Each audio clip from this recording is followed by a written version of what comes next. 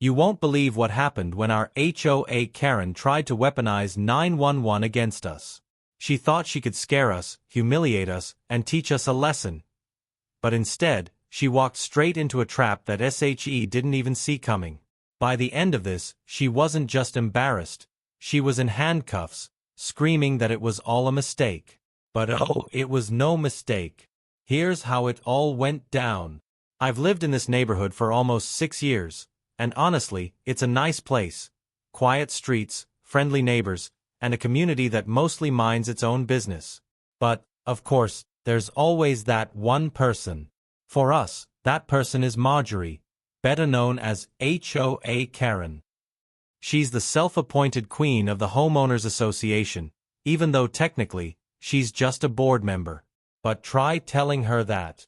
In her mind, she's the law, the mayor, and the moral authority of the entire block. She patrols the streets like it's her full-time job, always looking for something to complain about. Park your car a little too close to the sidewalk? She's snapping photos. Forget to bring in your trash bins the minute the garbage truck leaves? Expect a nasty letter taped to your door. But until last week, Karen's antics were just an annoyance. Sure, she once yelled at my wife for planting the wrong color of flowers in our yard, and she's reported at least 3 families for excessive holiday decorations. But calling 911 on us? That was new territory, even for her. It all started when we decided to repaint our front porch.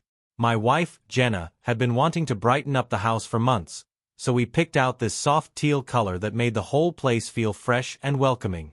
We didn't even think to check with the HOA first because, why would we? Our bylaws don't restrict paint colors as long as they're not neon or anything crazy. But the very next morning after we started painting, Karen was already stomping across our lawn, arms crossed, face pinched like she'd just bitten into a lemon. "Excuse me," she barked, not even bothering with a hello. You can't just paint your porch whatever color you want. HOA guidelines are very clear. I stayed calm. Actually, Karen, we checked. Teal isn't on the restricted list. There's nothing in the bylaws that says. She cut me off with a sharp laugh. Don't talk to me about bylaws. Iraid the by-election notices. That color is not in keeping with neighborhood standards. Jenna, who had been standing beside me with a paintbrush in hand, tried to defuse things. Karen, it's just a porch. It's not hurting anyone. Karen's face turned red. It's hurting property values. If you don't stop right now, I'll have no choice but to escalate this. Escalate it how? I asked. She gave me this smug little smirk. You'll see. And then she stormed off. At the time, I thought she meant she'd file a complaint with the HOA board. Annoying, sure, but nothing we couldn't handle. But Karen doesn't play by normal rules. 2 days later, she showed up again. Only this time, she wasn't just yelling about paint. She had her phone out, recording us as we worked on the porch. "You are in violation of HOA standards," she announced loudly, as if she was speaking to a camera crew. "This is my final warning before I contact the authorities." Jenna sighed. "Karen, this is ridiculous." But Karen wasn't listening. She was pacing on the sidewalk, narrating everything like she was filming for some kind of reality show. "These people are refusing to comply with HOA rules," she said into her phone. "They are aggressive and non-compliant, and I feel unsafe in my own neighborhood." That last part caught my attention. Unsafe? We hadn't even raised our voices. I stepped closer, keeping my tone calm. "Karen, what are you talking about?" "Nobody's threatening you." She looked at me with this fake horrified expression and took a step back. "Don't come any closer. I'm calling the police." And just like that, she dialed 911. Jenna's eyes widened. "Is she serious?" Karen spoke loudly enough for us to hear every word. "Yes, hello, I'm being harassed by my neighbors. They're refusing to comply with HOA regulations, and now the man is advancing toward me aggressively. Yes, I feel threatened. I stood there in disbelief. Karen was literally fabricating a story to make us sound dangerous. Jenny whispered, "What do we do?" Nothing, I said quietly. Let her dig her own grave. Because what Karen didn't know, what she couldn't possibly know, was that our home security cameras had been recording the entire interaction from the moment she stepped onto our lawn. Every word, every exaggerated gesture, every fake claim of feeling unsafe, all on tape. And when the police arrived, that footage was going to be the one thing that saved us, and completely destroyed her. But none of us expected just how bad things were going to get for Karen once the cops showed up. The wail of sirens echoed down the street before I even had time to process what had just happened. Karen was standing on the sidewalk, clutching her phone like a trophy, looking smug, as if she had already won. Good, she muttered loud enough for us to hear. Finally, the police will teach you how things work around here. Jenna glanced at me nervously. Do you think they'll actually believe her? I shook my head. Not once they see the footage. Karen, however, was already rehearsing her victim act. She stood stiffly with her arms crossed, looking around as if expecting an audience. And right on cue, 2 squad cars rolled up, lights flashing.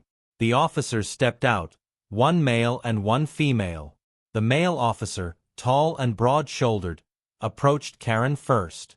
"Ma'am, did you call 911?" he asked. "Yes, officer," she said dramatically. "I was threatened by these people.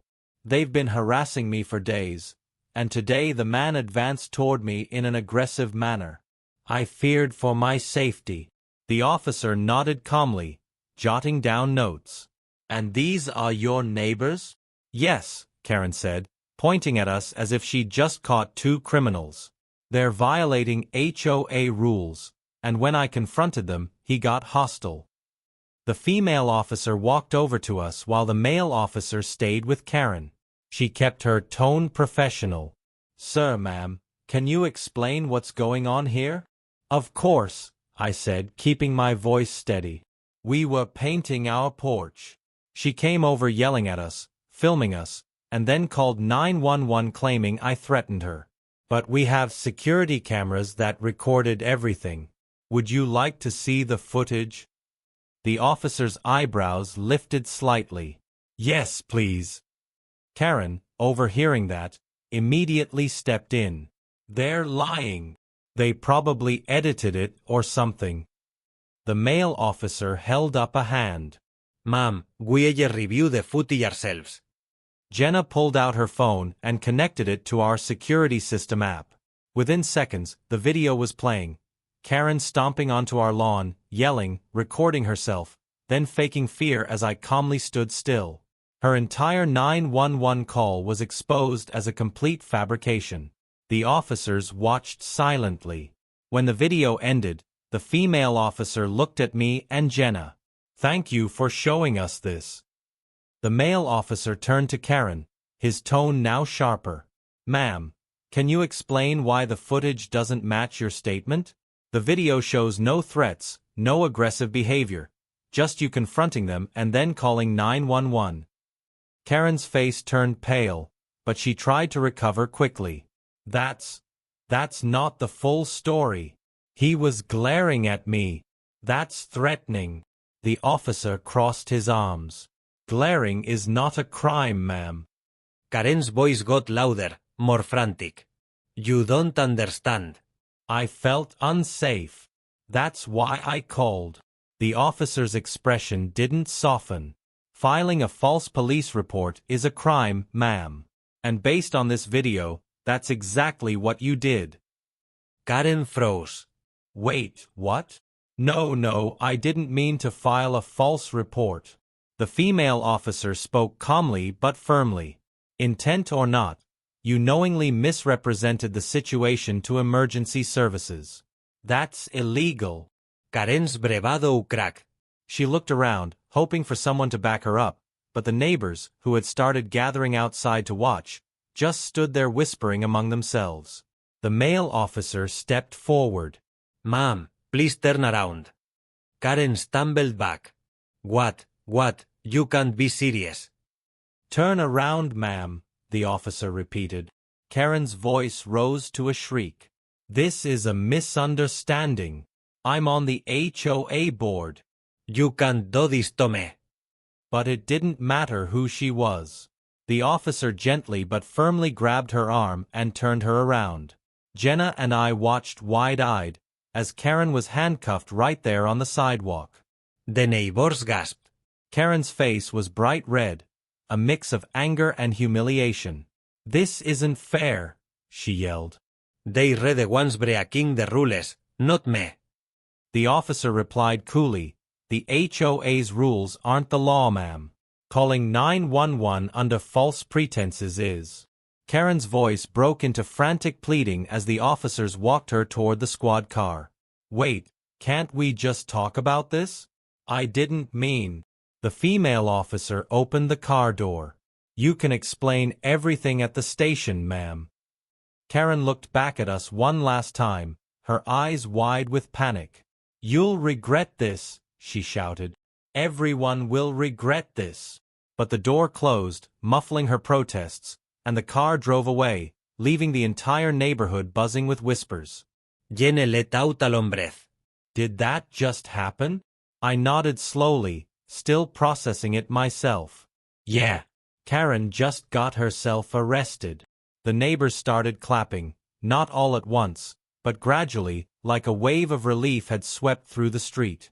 Some even came up to us, shaking our hands, thanking us for finally standing up to her. But I knew Karen. She wasn't going to take this lying down. She'd embarrassed herself, humiliated herself in front of the entire neighborhood, and now had an arrest record to deal with. And if I knew anything about HOA Karen, it was that she'd do whatever it took to get revenge. I just didn't realize how far she'd go. Karen spent one humiliating night in county jail before being released the next morning. We heard all about it from our neighbors before she even made it back home. Word spread fast in our community. Our HOA queen had been arrested for filing a false police report. By the time she returned, everyone was waiting to see what she'd do. Karen didn't disappoint. She strutted down the sidewalk with her chin high, sunglasses on, and this forced air of confidence, as if nothing had happened. But you could see it in her stiff movements and fake smile. She was furious, humiliated, and desperate to reclaim control. Jenna and I watched her from our porch as she marched right up to us. This isn't over, she said coldly. I raised an eyebrow. You're seriously going to double down after getting arrested? She ignored the jab. You might have tricked the police, but the HOA won't tolerate what you did to me. Jenna crossed her arms. We didn't do anything to you, Karen. You did this to yourself. Karen's smile tightened. We'll see what the board thinks about that. And just like that, she stormed off again. I thought she meant she was going to file some kind of formal HOA complaint. Annoying, sure, but after what had just happened, I doubted anyone would take her seriously. But Karen was done playing by the normal rules. The official HOA meeting. 3 days later, we got a letter shoved under our door. It was stamped with the HOA's official seal, but the handwriting looked suspiciously like Karen's. Mandatory meeting. Attendance required. Discussion of violation of HOA regulations and neighbor misconduct. Jenna groaned when she read it. She's really going through with this? I shrugged. Fine. Let's go. I'm curious to see how she spins this. The meeting was held in the neighborhood clubhouse, and when we arrived, it was already packed. Clearly, Karen had made this a spectacle, inviting everyone in the neighborhood. She was standing at the front like she owned the place, shuffling papers dramatically. Thank you all for coming, she announced loudly. Today we will be discussing a serious violation of our community's standards and behavior that threatens our neighborhood's safety. The neighbors murmured. Karen continued, as many of you know, I was falsely arrested last week due to misleading information provided to law enforcement. But I want to be clear, I only called 911 because I feared for my safety. And we, as a community, must hold people accountable when they threaten others. Jenna whispered to me, she's actually trying to spin this as her being the victim. I whispered back, let's see how long this lasts. Karen pointed directly at us. These two have been harassing me for weeks. They've broken HOA rules, refused to comply with community guidelines, and then manipulated the police with doctored video footage to make me look like a liar. The room erupted with whispers. Some looked skeptical, others just entertained. Irás mai hankamli. Karen, if you're accusing us of doctoring video evidence, you should know our footage was reviewed by the police, who determined you filed a false report. That's why you were arrested. Karen sais nerod. That was a mistake. I'm filing an appeal against the charges. The truth will come out. I smirked. Oh, the truth will definitely come out. In fact, I brought it with me. I pulled out my phone, connected it to the clubhouse TV, and played the entire security footage for everyone to see. The room went silent as Karen appeared on screen, yelling at us, faking fear, then calling 911 and blatantly lying to the operator. When the video ended, there was a long pause. Then laughter broke out. Some neighbors even clapped. One older man in the back stood up. Karen, this is ridiculous. We've all dealt with your nonsense for years, but this? You got yourself arrested and now you're still blaming them. A woman added, she's the reason half of us stopped coming to these meetings. She bullies everyone. Karen's face turned beet red. You're all just jealous because I care about this neighborhood.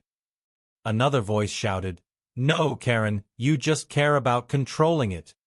The room practically erupted into cheers. Karen looked around, panicked, realizing she had just lost her only weapon, public opinion. The HOA president, who had been sitting quietly until now, finally stood. Karen, after reviewing the footage and hearing the reactions here tonight, the board is voting to remove you from your position effective immediately. Karen's jaw dropped. You can do that. Yes, we can, the president said flatly. And we are. Security and law enforcement will handle any further issues you cause. Karen sputtered, pointing at us one last time. This isn't over. You haven't heard the last of me. But nobody cared. The meeting was over. The final straw. The very next day, Karen's yard had a for sale sign on it. Rumor has it, the HOA board gave her an ultimatum. Step down and quietly sell her house, or they'd pursue legal action for defamation and harassment. Either way, Karen was finished here. The best part? When the moving truck finally came, the entire neighborhood threw an impromptu barbecue. People were laughing, kids were playing, and for the first time in years, everyone felt free to enjoy their own homes without worrying about Karen's constant surveillance. As Karen's car drove away for the last time, Jenna leaned against me and smiled. Think she'll try this in her next neighborhood? I smirked. If she does, I hope they have security cameras too. We watched her disappear down the street, and I couldn't help but feel a sense of justice served. Because in the end, Karen didn't just lose her fake power. She lost everything she'd tried to control. And this time, there was no one left to blame but herself.